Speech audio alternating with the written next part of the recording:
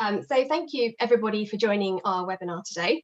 ARB is currently consulting on proposals for a new CPD scheme, and today is your opportunity to hear more about that scheme firsthand and to ask us any questions that you have about it. If you have already submitted a question in advance, then thank you for doing that. We will be addressing that today. You can also continue to submit questions during the session. So along the bottom of the screen there, you will have a Q&A, question and answer tab. So please feel free to share your questions in that as we speak today, and we will come round to those. We are recording this session, but those of you who are watching won't be visible at any point. It's only those of us who are on the screen right now who are going to be filmed. So Alan, who is chair of the ARB board, is able to join us for the first few minutes of the webinar today. So Alan would like to welcome you all. Alan. Thank you very much indeed, Rebecca, and welcome to everyone. Thank you for giving us your time.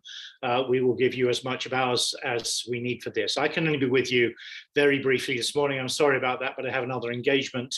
But I'm delighted this session is happening, and it is an opportunity for you to get your questions asked, or ones we can't answer, we'll take delivery of and answer you as soon as we can. This is a really important project for us. It's very close to our hearts. We want to get on with it. The consultation underway. We want to get on with it because Parliament has given us the power and put us under the obligation to monitor ongoing competence, and this is the way we think we can most effectively build the platform to do that. So because Parliament wants it and has made time to give us this power, we want to show them that we are moving to implement it as soon as we can. We want to do it because of the enormous support we've had from people like you and across the sector for the principles we've set out, which would underlie the scheme, and which gives us the encouragement to move to the next phase, which you've seen in more concrete form now in the consultation. And we want to get on with it because it's a good idea. It's something we're enthusiastic about. We believe that this is something that architects will benefit from, but it's not like medicine. It's something you benefit from, but you might even enjoy it. And certainly I believe it will be good for business and good for partnership and standards of competence across the sector. And with that, I'm going to hand over to my colleagues and look forward to hearing the outcome of what I'm sure is going to be a very successful day. Thanks, Rebecca. Great, thank you, Alan. So first of all, we're going to hear from Simon Howard, who's the Director of Standards here at ARB, and he's going to talk you through the requirements of ARB's scheme, which is a proposal at this stage and on which we're consulting. And then I'm really happy we've got Joni Tyler from RIBA here with us today. Joan is going to speak after Simon to talk about how we've worked together to try to avoid duplication. And then we will start getting on to your questions. So again, if you've already sent them in, we will come to yours. If you haven't sent anything in yet, please feel free to ask questions throughout the session by typing them. There's a bar along the bottom and you can submit your questions there. Right, over to you, Simon. Thanks, Rebecca. Thanks, Alan. Good afternoon, everyone. Yeah, so Dame Judy Hackett's report in May 2018 really made a call for improved competence within the built environment and increased regulatory oversight. And government's response to that was, well, one of government's response to that was a consultation on changing the Architects Act to give ARB the power to require architects to carry out certain training in order to maintain their registration. And that was then formalised earlier this year in the Building Safety Act. So that gives us the power. And when considering how to apply that power, we developed a number of principles by which we thought would underpin a CPD scheme. The first of all was based on to improve the overall competence of the profession. So not to introduce a compliance scheme that would result in architects being removed from the register, but instead a genuine shift to shift the bar in terms of competence to ensure that more architects are carrying out better, good quality CPD. Secondly, then to also kind of to ensure that the CPD scheme recognised the diversity in the profession, so it could be tailored by an architect to their own individual practice rather than be one size fits all. Bearing in mind that ultimately this new scheme needs to be the cost of it will be borne by the profession itself. We want to make sure that it's proportionate to the risk and also deliverable within a reasonable budget. And then secondly, and reflecting on what we heard back a lot, was architects already carry out a lot of CPD, particularly in relation to other schemes that they're involved with, such as the RIBA, the RIAS. So we wanted to avoid duplication, avoid architects having to do the same thing twice, if at all possible. So we carried out significant amounts of research. We carried out an SQW report, which was a formal research. We carried out an architects survey. We spoke to architects themselves. We had focus groups, and we learned some key messages we heard back from in relation to the profession about what works well for CPD. So you can see there on the slide that respondents to our survey showed the kind of CPD that they enjoy carrying out and find value for them. So rather than being formal training courses, and very much self-directed learning and on-the-job learning were really popular. The architects value flexibility. They want to be able to. The architects want to be able to do both formal CPD, but also this informal CPD that they carry out on a regular basis, is just as part of their day-to-day jobs. Again, repeating about what I said earlier, the most valuable CPD is not ones that architects are forced to do in relation to formal training, but where it's really relevant to them, where they are in their career, kind of practice that they carry out. That focusing the CPD on outputs, what you've actually achieved, rather than inputs, such as the fact that you went on a training course and the fact you did so many hours, is a much more valuable way of approaching CPD. Because logging time and CPD points, we've learned from other regulators, is a really ineffective way of improving competence within a profession. However, we also heard, particularly from architects themselves, that it can't just be left for architects to do the CPD they want to do. Really, architects need to do the CPD that they need to do. So there should be some role in requiring architects to carry out certain areas of development. So turning quickly to the scheme that we're proposing is currently under consultation, and it's one that's based not on hours, not on points, but one on activities that architects will carry out CPD activities. And I'll come on in the next slide to explain what an activity is, but we're proposing that an architect carries out a minimum of 8 CPDs, and that's only a recommended level. Again, bearing in mind that we don't want strict compliance, we want to encourage more good quality CPD. Those activities can be based on what architects think is appropriate to them, to meet their learning styles, to meet the kind of practice they do, and to meet the way that they like to develop. But however, ARB should have the ability to mandate CPD that must be carried out by all architects in relation to certain areas. Now, when I say that, it would probably be in relation to a fairly generic areas, such as sustainability, or such as ethics, or such as fire and life safety, something that would be applicable to all architects, that they can apply in a way that's relevant to them and to their practice. So I'll take you through quickly the kind of how this will work in practice and the annual cycle of CPD. So to start the year, an architect may choose to complete a personal development plan, which we would provide a template for, and we would provide guidance. It's not a requirement, but we've heard that it's a really useful way of architects being able to plan out the development they want to carry out over the next 12 months. Then over those next 12 months, every architect will carry out their CPD activities, many of which they're already doing, including in relation to mandatory topics. And they would record either on an ARB platform or hopefully on the RIBA platform that's compatible, the dates that they carried out that activity, what the activity was, but also importantly, what outcome they received, they got from it, what the development was, how they will affect their practice. We're also then proposing that at the end of the year, every architect should carry out an annual reflection statement. And again, we would be providing tools and a template for that with some prompt questions. Why? Because we've heard from other schemes that it's particularly useful for any professionals to be able to collate the information they've had, to assess what learning they've carried out and be able to direct future learning. Then before an architect renews their registration, they must confirm they've carried out their CPD, otherwise they won't be allowed to renew their registration. And then the cycle continues the following year. Also in the following year, a number of architects will have their records selected for audit, and an expert would review those records. And the purpose of that is for twofold. First of all, although we're not trying to introduce a strict compliance scheme, we do have to ensure that architects who said they've carried out their CPD have, so there'll be a checking mechanism, but also to provide some feedback, some qualitative feedback on how that development might be improved and some points for learning in the future. So I promised earlier what would count as a CPD activity. Well, the definition that we're using is if an architect's developed professionally through the activity and they can apply what they've learned, well, that counts as CPD. So here are some of the examples that we've been told from architects that they value and they carry out their CPD. And you can see, I'm not going to read the list out there, but it's a fairly diverse and wide range of activities that will be able to qualify as counting as a CPD activity. So finally, just some common questions that we've already been receiving, both as part of the consultation and generally in our engagements. How can we ensure that it's not going to duplicate what they're already doing? Well, if an architect is carrying out their CPD for the RIBA, then they will already be compliant with their scheme, with our scheme, for example. So if you're carrying out CPD for another scheme, then you'll be able to record it also as part of this scheme as well.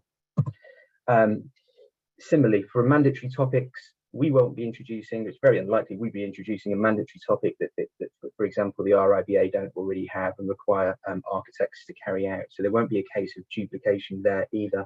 If you've already carried out that topic, for example, on health and safety in relation to the RIBA, then you wouldn't have to do it again just to show compliance with the ARB scheme. And again, why is the reflective statement needed? We've had a lot of feedback on this, and it's because we're having an outcomes-based approach to CPD that doesn't involve a test or an exam. We've heard again and again that it's a really valuable tool to improve architects' development, to improve professionals' development. I would also give us a way of checking that, that having a good assessment of what developments the architect has carried out as part of their competence. So very finally, a timeline before I hand it back to Rebecca. Where are we at in terms of this currently, and what's the proposal? So as you know, this is currently out for consultation, our proposals. So if you haven't completed the consultation, I would urge you to do so, because we really want to hear your views.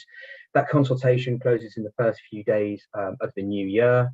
We are then proposing to publish our proposals and what we intend to do in relation to CPD in September 2023.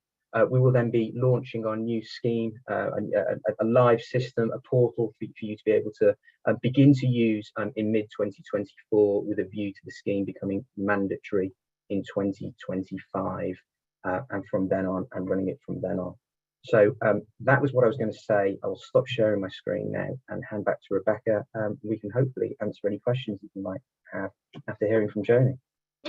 Great, thank you, Simon. So yeah, before we move on to questions, and again, I've got one new one from Laura. Anyone else, if you've got any questions, please do send them in through the question and answer facility. And those of you who've already emailed us will come to those straight after hearing from Joni. But yeah, before we do that, it'd be great to hear from you, Joni. Thank you. Great, thank you, Simon and Rebecca, for involving us today, and for the much welcome invitation, and hello viewers as well. So I'm Joni Tyler, I'm head of CPD at RIBA, as has been explained before. And just want to say that with the welcome news that RIBA CPD records are going to be accepted by the ARB, we do need to emphasize that it's absolutely right that chartered professionals and regulated professions should be required to demonstrate evidence of competence. Indeed, chartered bodies like ours are required to reevaluate holders on a regular basis, for us annually, to ensure continued professional competency and development. And we've been doing that for more than 2 decades. CPD is now more important than ever, particularly since the Grenfell Tower fire, the advent of the Building Safety Act, and the climate crisis. So it's really good news that our own rigorous approach to architects' competence complements and fits in with the ARB's own approach. We believe they're compatible and that there's no duplication, and we work really hard together to ensure that. But I'd also like to reverse that. What they propose fits in with our own requirements as well. It's not a one-way street, it's a two-way street, and our own approach to architects' competence without duplication. So as a reminder, all RIBA chartered members everywhere have long been required to undertake and record CPD each year as evidence that they're taking organized steps to maintain their competence through continuous learning. So for us, every professional body is different. For us, we require that you undertake at least 35 hours of relevant learning each year. When I say relevant, that's relevant to you, but relevant to our curriculum as well. Make sure that half of your CPD is structured where possible, not always possible for people in certain circumstances, whether this is a face-to-face course or online, where possible, again, because we think that lessons embedded formally are likely to lead to change and enhanced practice. You should be spending at least 20 of the 35 hours in the 10 mandatory RIBA CPD core curriculum topics, 2 hours per topic per year, which cover key technical, regulatory, statutory, design, business, and societal requirements. To pick up on what Simon said, not just what you want to do, but what you have to do to some extent. We require that you record and keep track of your CPD activities on their online recording tool. And as part of that, we're going to soon be making reflection and outputs a mandatory part of your CPD record as opposed to CPD points. And finally, we reserve the right to regularly audit RIBA member records on our online recording platform, as I mentioned, to check compliance. So what we require and the evidence you can acquire by recording your CPD in our tool fits in with the forthcoming scheme, as you've heard.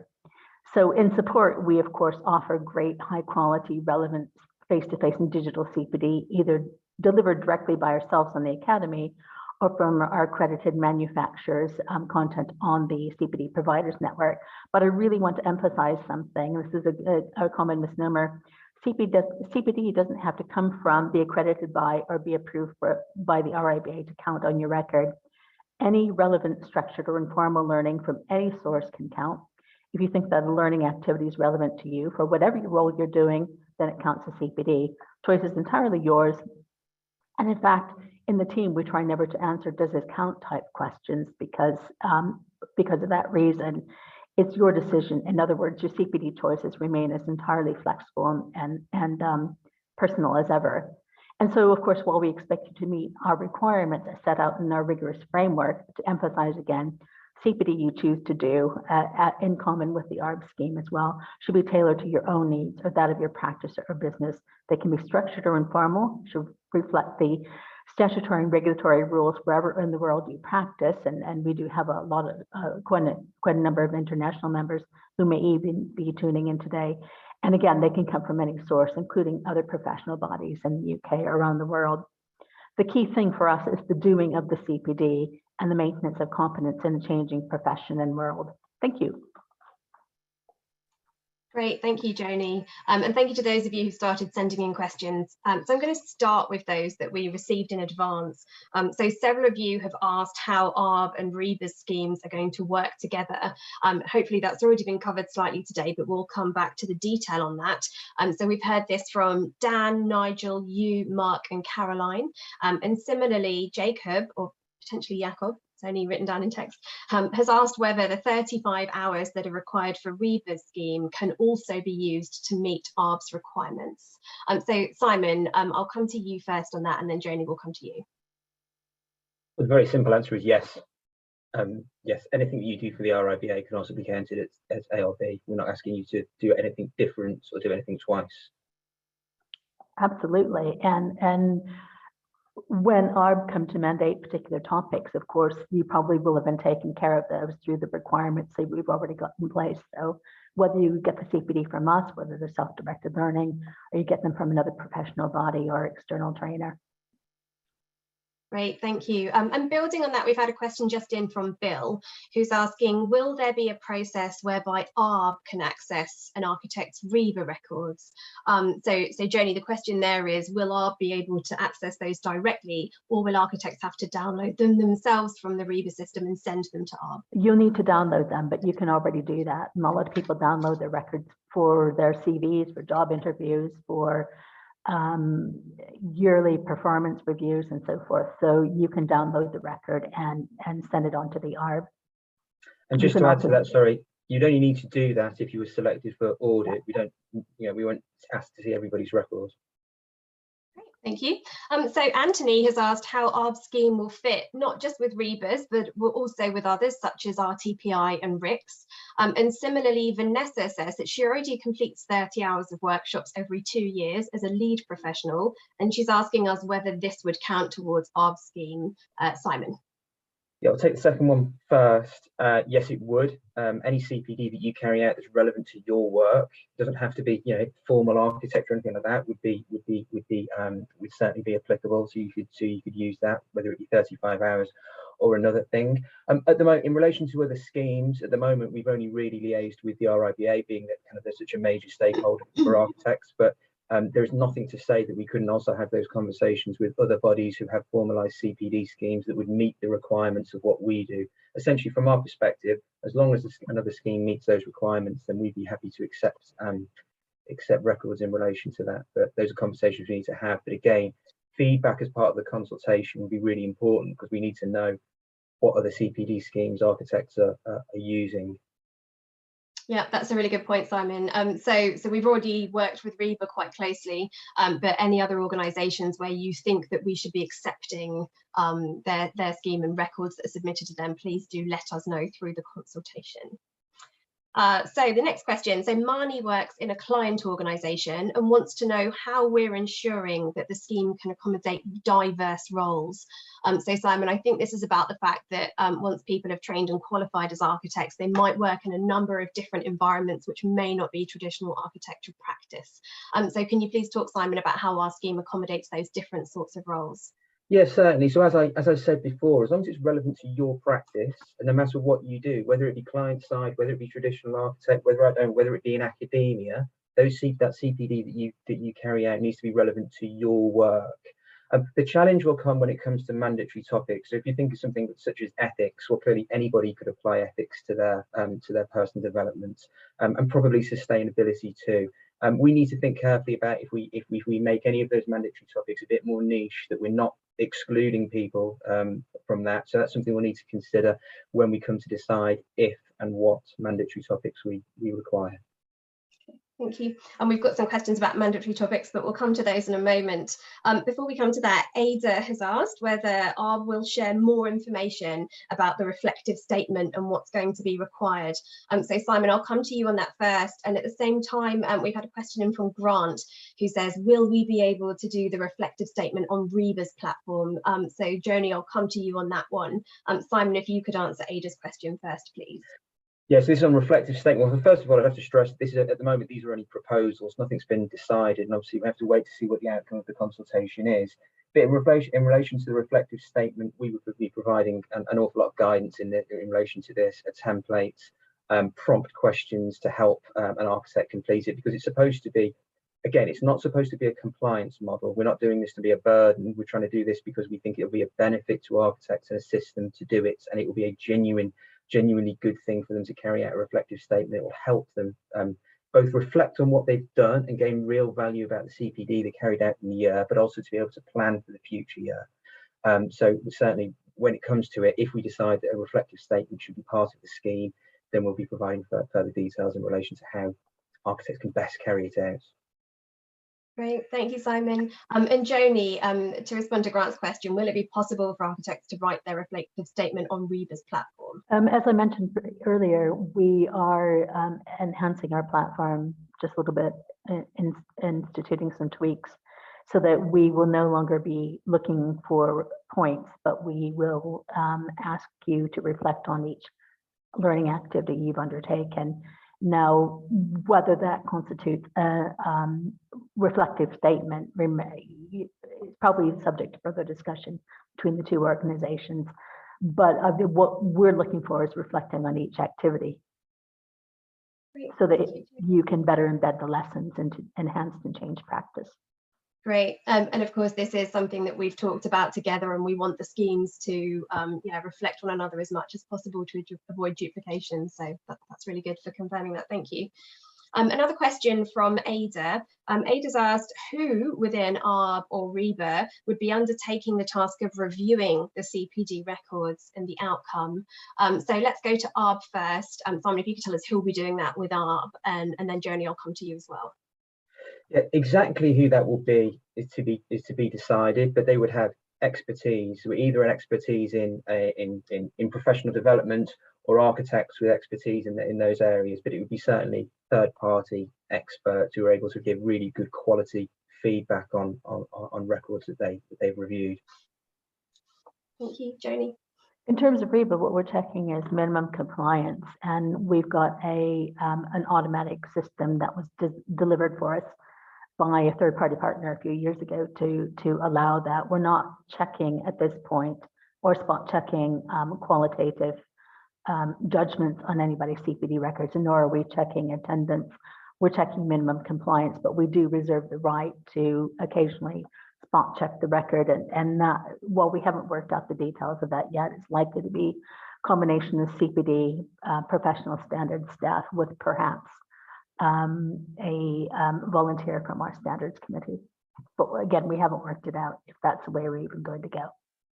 Great, thank you both. Yeah, so obviously our scheme is proposals at the moment, so there's still things for us to work in the detail, but hopefully those answers are helpful. Simon. Yeah, can I just have one thing that, and we might come onto this later. In the next 12 to 18 months, we're going to be piloting this scheme, and one of the things we're going to be piloting is asking volunteers to, early adopters, to try this, and then we're going to be piloting the way that we review them and seeing what value we get out of more feedback or less feedback. So these are things that we still need to nail down.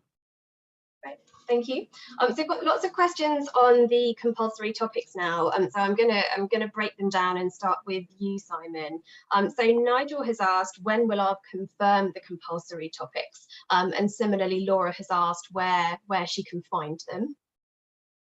Okay, so certainly she can't find them at the moment, because at the moment we're still in consultation on these proposals. And bearing in mind that the scheme will turn mandatory in 2025, I think it would be a bit early for us to publish those now, because clearly what we want to be able to do is be able to capture what we think is most current and relevant in relation to the profession. Probably the right way to go about this is describe the process by which we think that we will arrive at those mandatory topics, and it's not something that we're just going to pick out of the blue sky. Quite clearly, we're going to consult with the profession, with the professional bodies, with government, with some key stakeholders of where we think, if necessary, and only if necessary, there are areas that we think all architects need to cover certain points.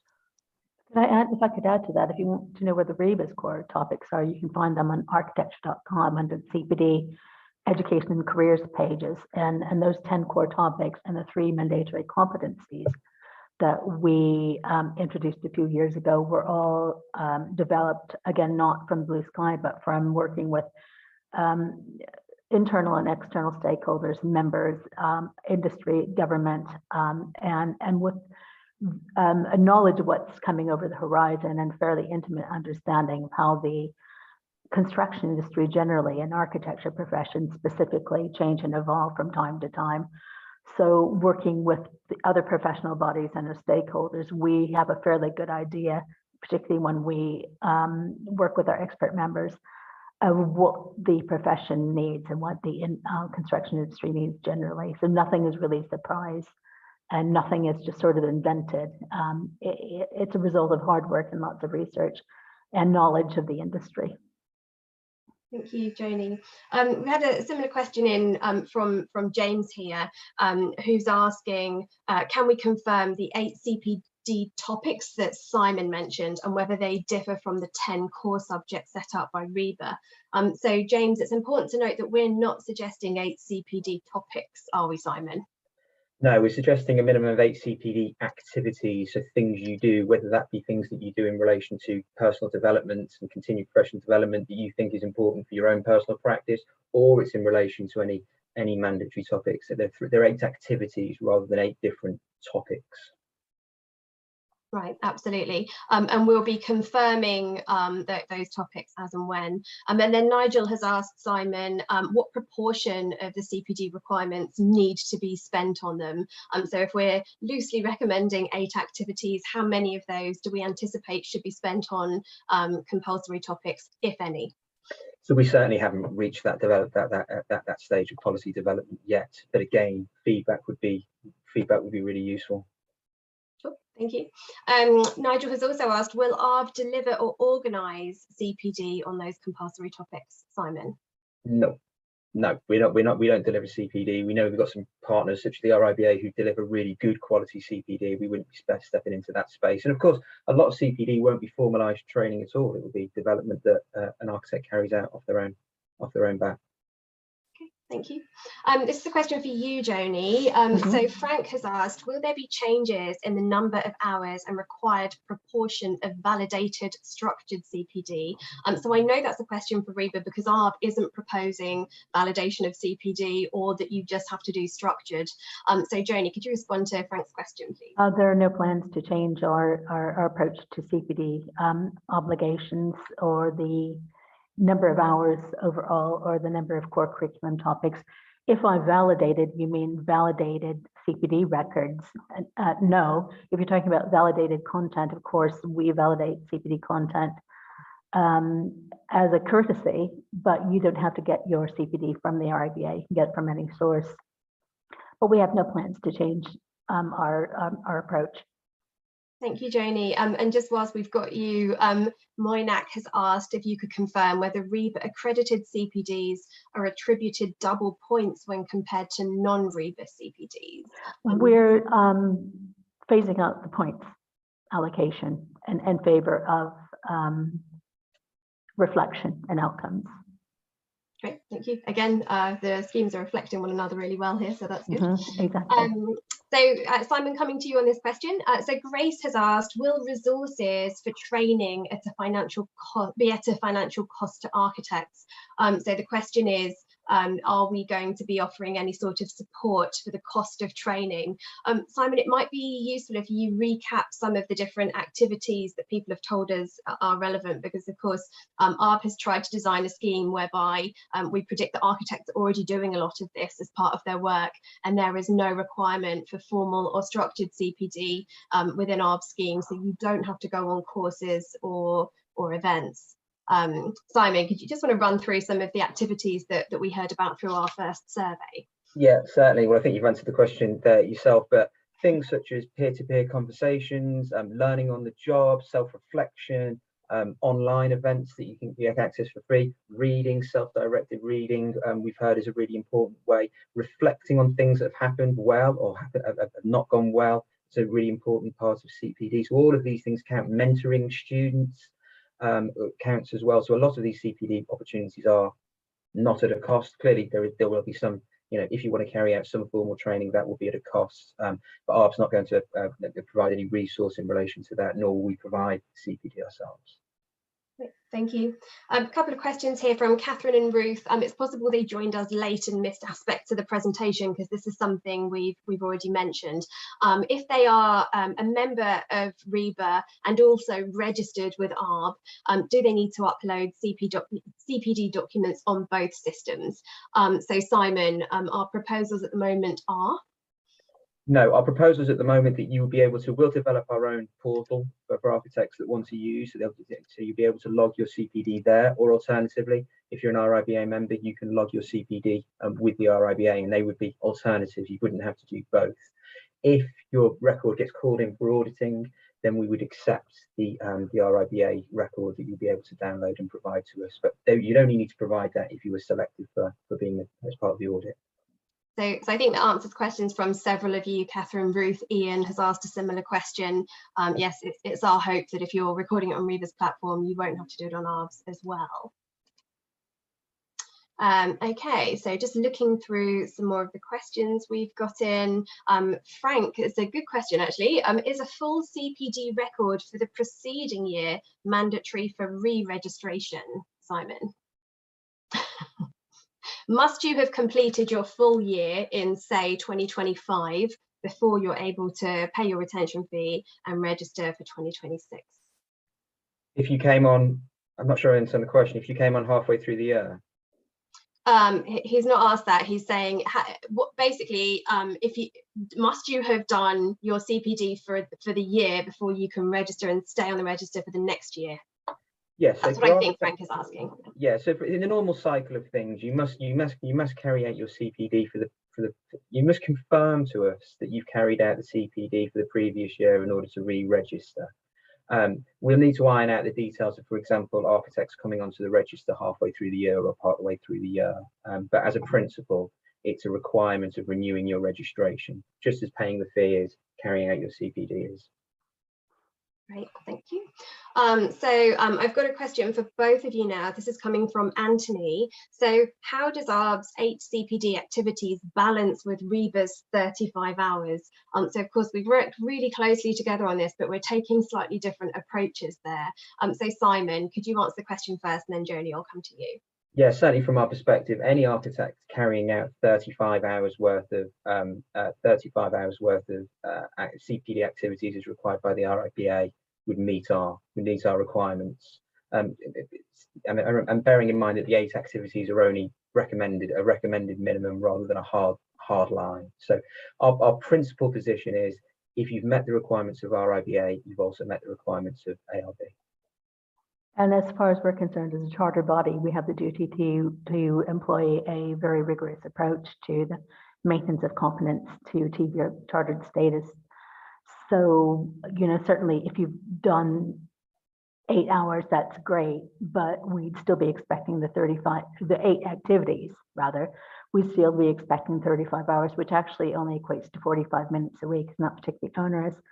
And what we found in previous audits is that most people, because the definition of what counts is so wide ranging, most people actually double that requirement, particularly because there's so many informal activities that count. Thank you.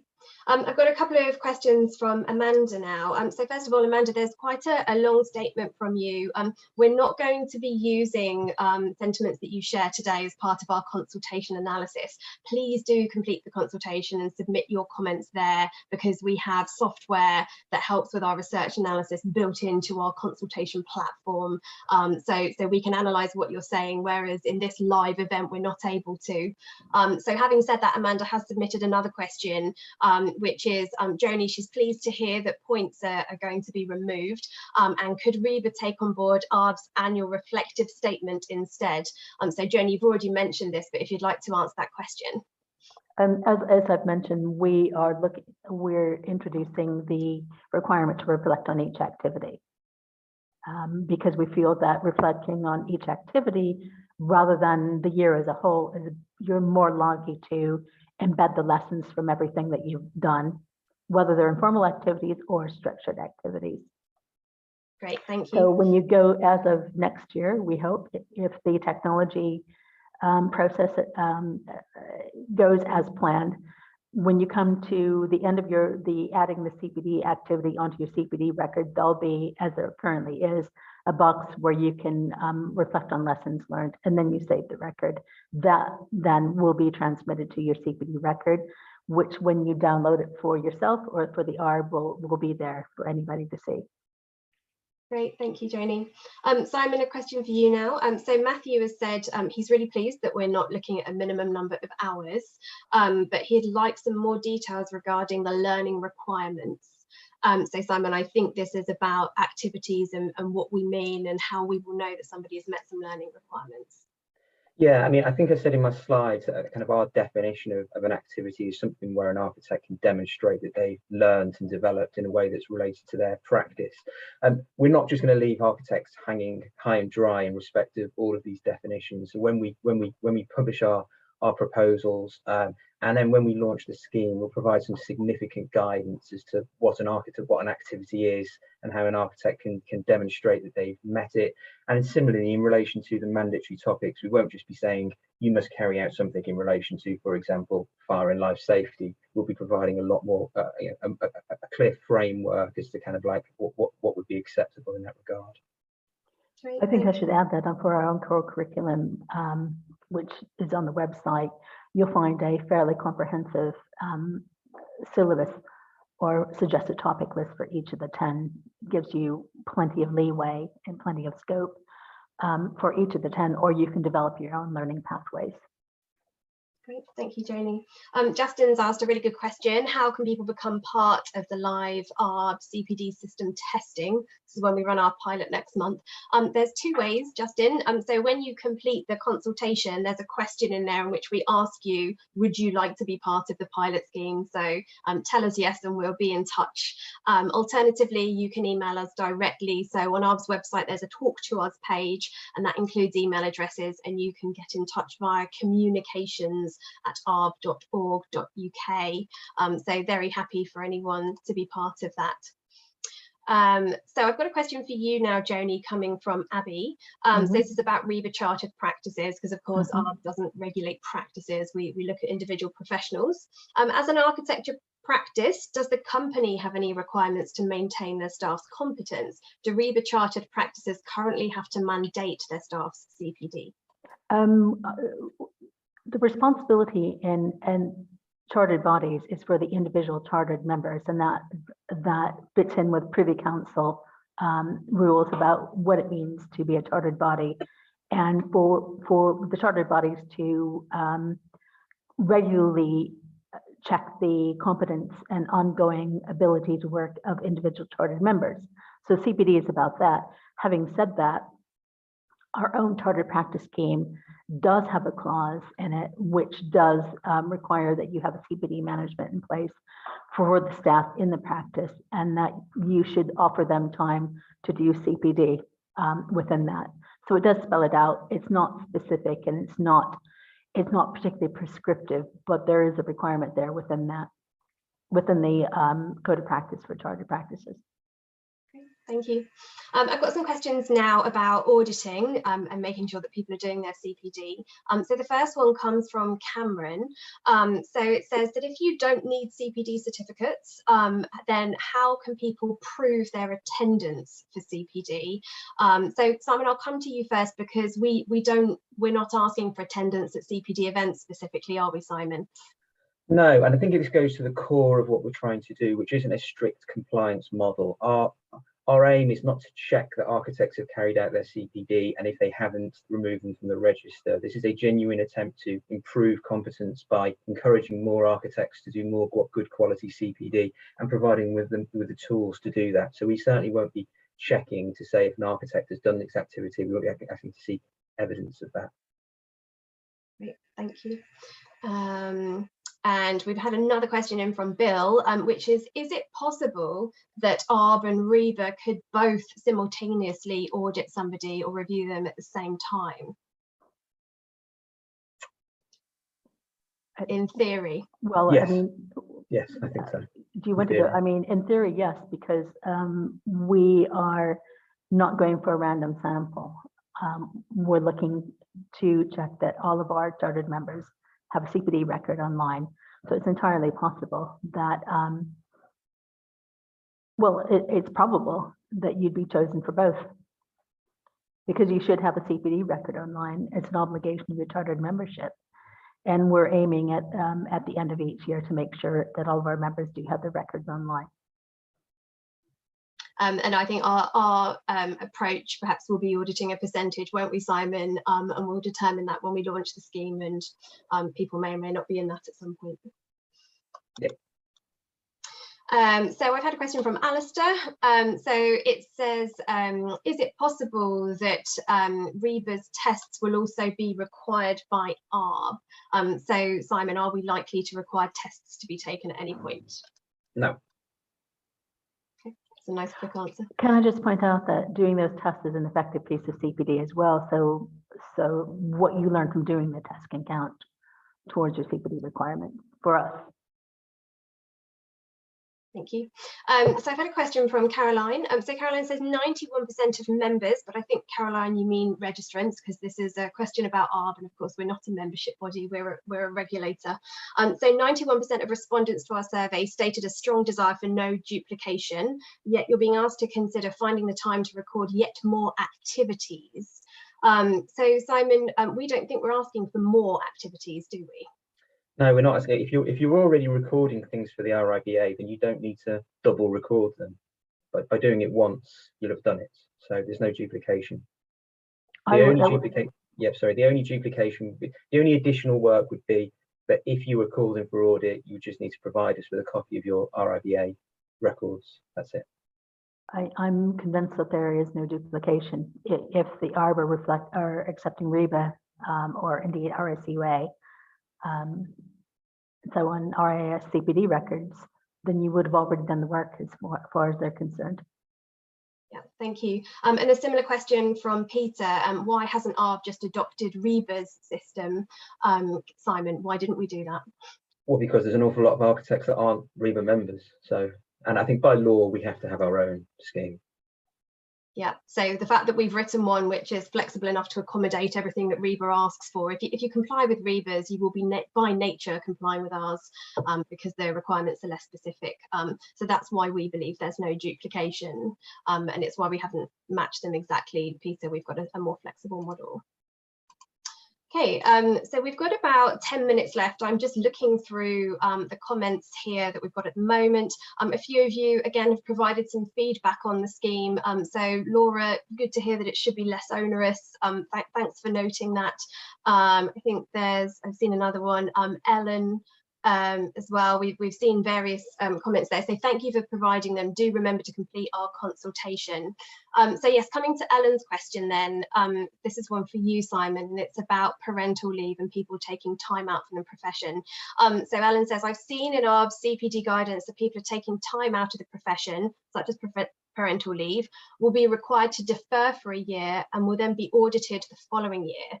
And Ellen's concerned that multiple deferments don't seem to be allowed by ARB. What will happen if someone has multiple instances of parental leave? Yes, I mean, I possibly could have dealt with this earlier. So there will be an opportunity for architects who, for whatever reason, a valid reason, have been unable to carry out CPD in that year. There'll be an opportunity for them to defer their CPD for that year. One of the consequences of that is that they would be audited next year, being that they fall into a higher risk if we don't know that they've carried out CPD the year before. I don't think there's anywhere that says that, or it's certainly not our intention to say that a deferment could only be for one year. If somebody's got a genuinely good reason why they can't carry out their CPD, then I can't see why multiple deferments wouldn't be allowed. And of course, we have to bear in mind, we've got responsibilities under the Equalities Act to make reasonable adjustments for those people that are unable to comply with the scheme for whatever proper reason. Can I add there, do you mind, that we're looking to exempt people on parental care or long-term sick leave as well. But we're also introducing from next year digital return to practice courses.